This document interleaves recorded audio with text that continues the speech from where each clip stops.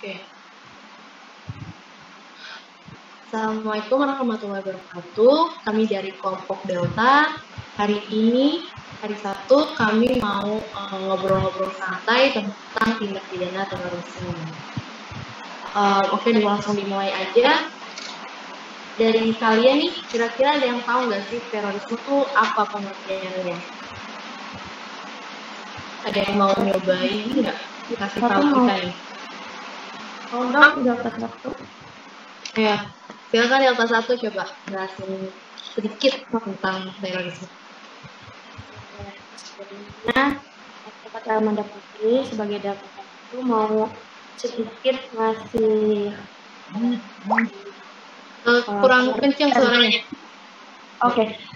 Saya Fatia Amanda Putri sebagai Delta 1 mau ngasih sedikit pengertian tentang apa sih itu terorisme.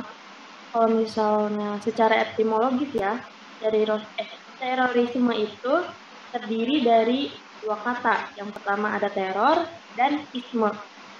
Kata teror itu memiliki arti kekejaman, tindak kekerasan, dan suatu kengerian.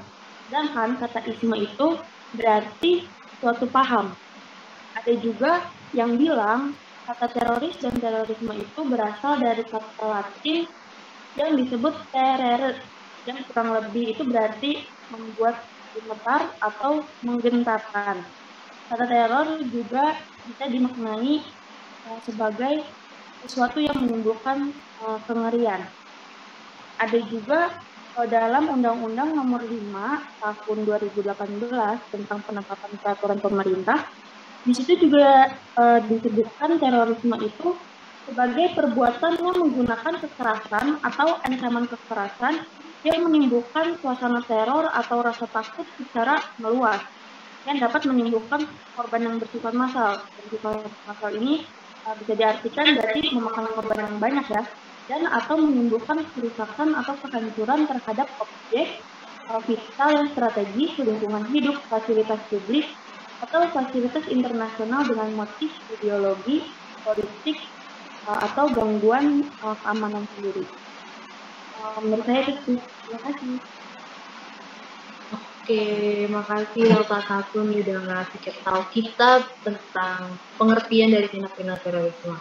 Mungkin aku mau nambahin sedikit ya, terorisme tentang menurut Black Law Dictionary itu kegiatan yang melibatkan unsur kekerasan dan menimbulkan efek bahaya bagi umat manusia di muka bumi ini. Hampir-hampir mirip sama Undang-Undang Nomor 5 Tahun 2018 ya. Lanjut lagi nih, kita udah tahu tentang pengertian dari terorisme. Lalu lanjut lagi tentang di negara kita. Negara kita kan ini negara hukum ya. Pasti segala kejahatan tuh ada hukumannya sendiri, ada dasar-dasar hukumnya. Nah, kalau di Indonesia sendiri nih, dasar hukum terorisme tuh ada nggak sih? Sama kalau ada, apa aja ya? Ininya, isi intinya. Coba dong Delta, apa nih? Delta berapa ya? Delta 04. Atas nama Sultan Delta 04. Coba dong kasih tahu kita tentang dasar hukum. Dasar hukum terorisme ya. Terorisme itu dasar hukumnya ada di Undang-Undang Nomor 5 Tahun 2018 tentang perubahan atas Undang-Undang Nomor 15 Tahun 2003 tentang penetapan Perpu Nomor 1 Tahun 2002. Pemberantasan tindak pidana terorisme menjadi undang-undang adalah yang pertama pasal 5 ayat 1 dan pasal 20 Undang-Undang Dasar Negara Republik Indonesia tahun 1945. Yang kedua Undang-Undang Nomor 15 tahun 2003 tentang penetapan peraturan pemerintah pengganti Undang-Undang Nomor 1 tahun 2002 tentang pemberantasan tindak pidana terorisme menjadi undang-undang. Selanjutnya Undang-Undang Nomor 5 tahun 2018 tentang perubahan atas Undang-Undang Nomor 15 tahun 2003 tentang penetapan Perpu Nomor 1 tahun 2002 tentang pemberantasan tindak pidana terorisme menjadi undang-undang memberikan landasan hukum yang lebih kukuh guna menjamin perlindungan dan kepastian hukum dalam pemberantasan tindak terorisme. Ya, mungkin segitu. Oke. Makasih Delta 04 diperjelas lagi. Jadi dasar hukumnya itu ada Undang-Undang Nomor 5 tahun 2018. Lalu diubah menjadi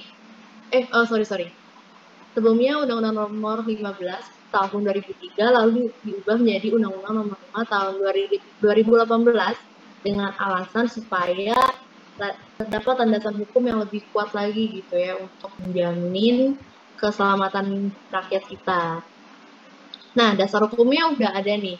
Kalau hukuman buat terorisme tuh bagaimana? Nah, Delta 04. Hukuman pidana bagi terpidana kasus terorisme tertuang dalam pasal 6. Ya paling singkat, bisa dipenjara selama 5 tahun dan paling lama tuh 20 tahun. Bahkan bisa seumur hidup atau malah bisa pidana mati. Gitu.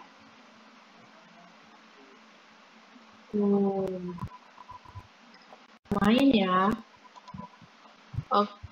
Bentar.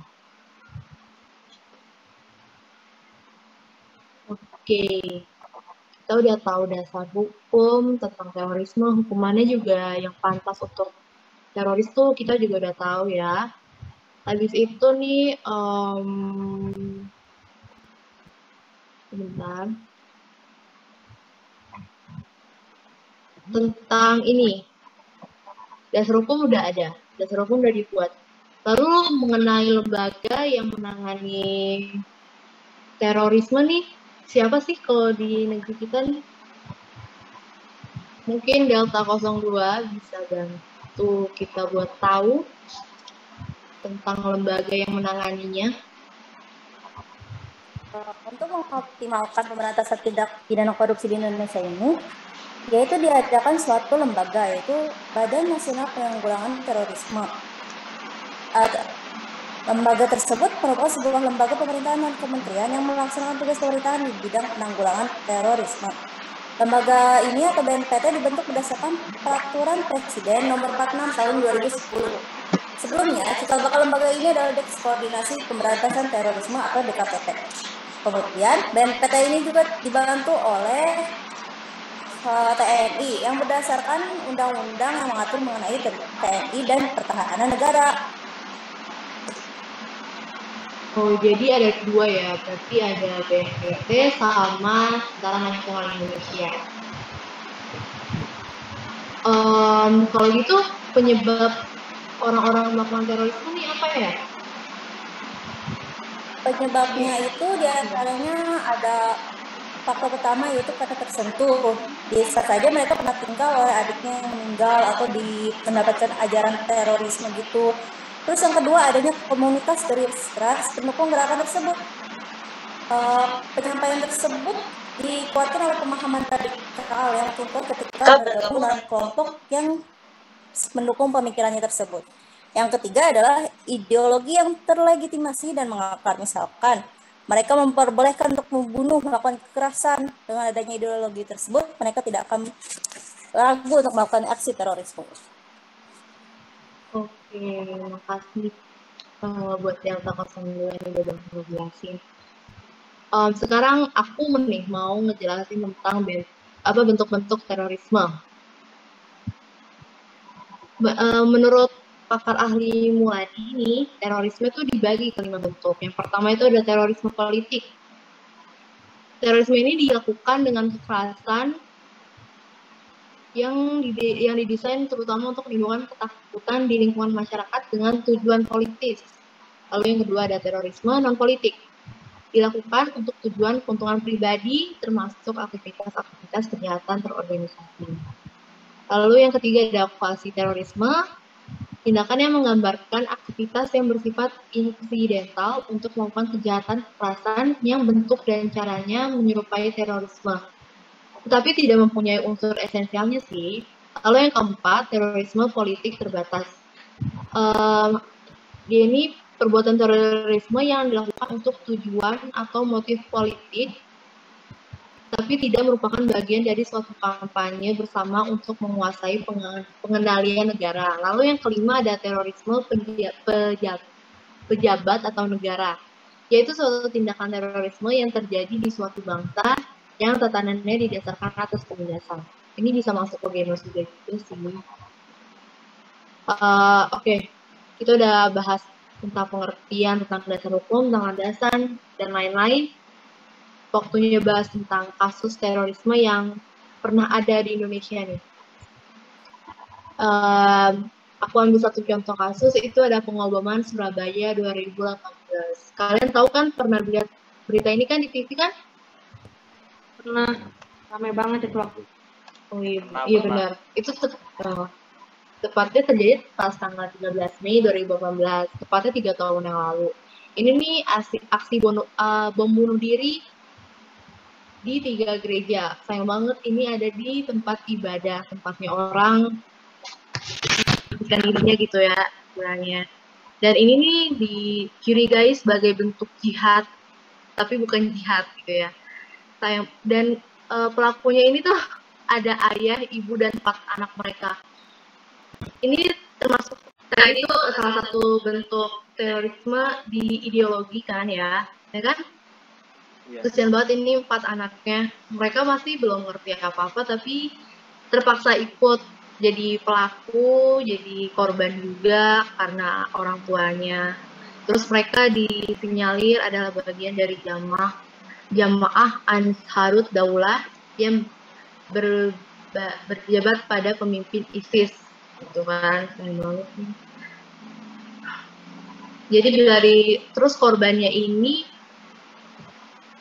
18 orang, 6 dari pelaku dan 12 dari masyarakat umum. Pengoboman Surabaya 2018 sudah berlalu. Terus tiba-tiba nih baru-baru ini pemerintahan Jepang ngasih kabar ke beberapa negara Asia, lebih tepatnya ASEAN ya.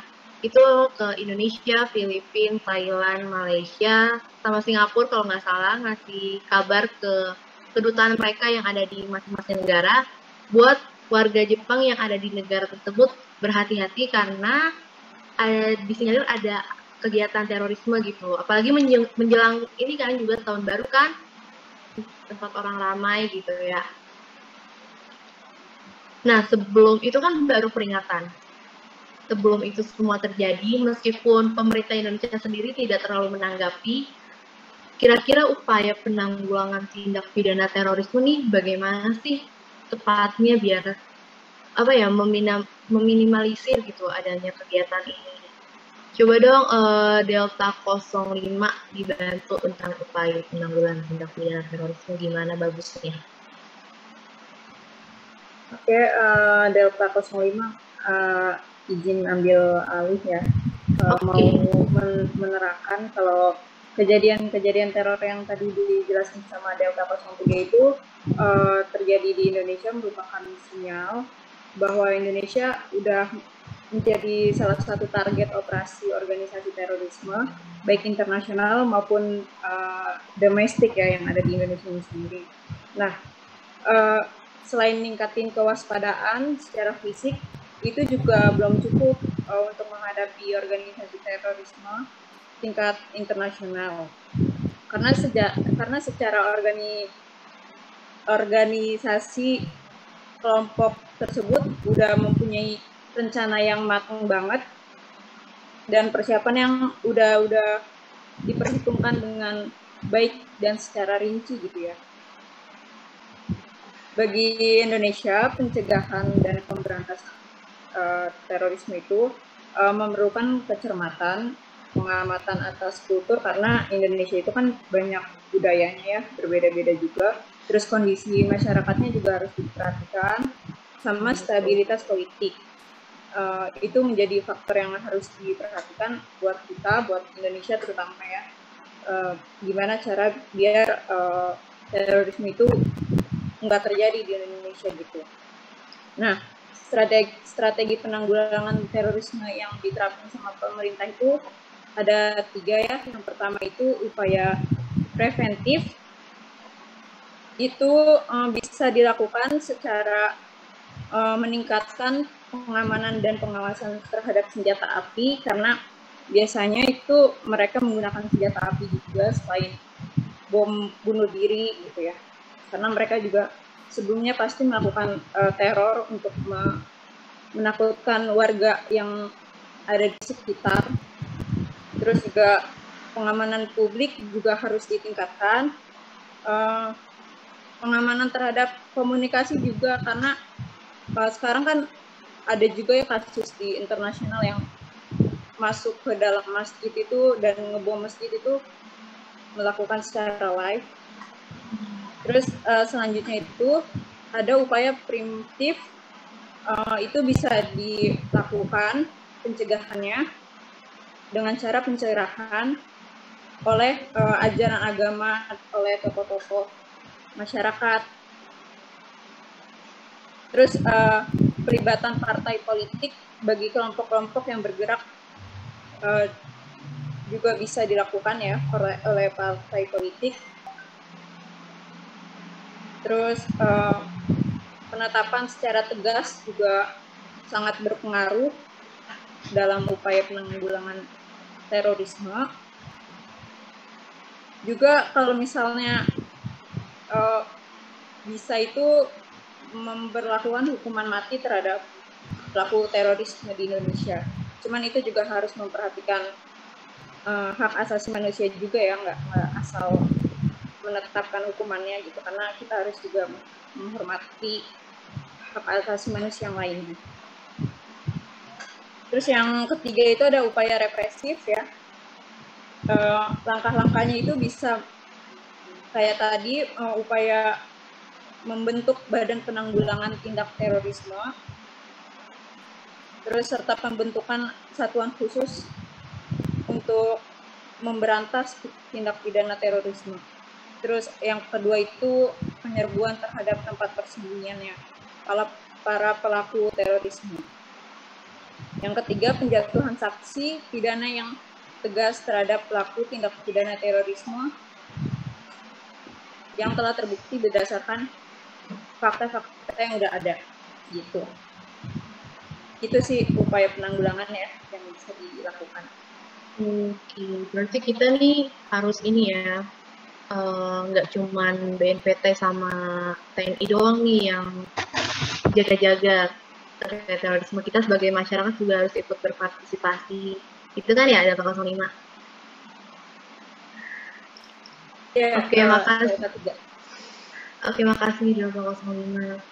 Oke, pembicaraannya mungkin sampai sini aja cukup ya. Gimana nih kesimpulannya? Pokoknya kita sebagai manusia saling menjaga aja, apalagi bentar lagi depan tahun baru pasti ada aja gitu ya hal-hal yang tidak terduga, jadi saling berjaga-jaga diri aja. Oke, sekian dari kami kelompok Delta tentang pembahasan tindak pidana terorisme hari ini. Mohon maaf bila terdapat kesalahan kata ataupun hal yang kurang jelas dan hal lainnya. Kami pamit undur diri. Wassalamualaikum warahmatullahi wabarakatuh. Waalaikumsalam. Terima kasih. Terima kasih.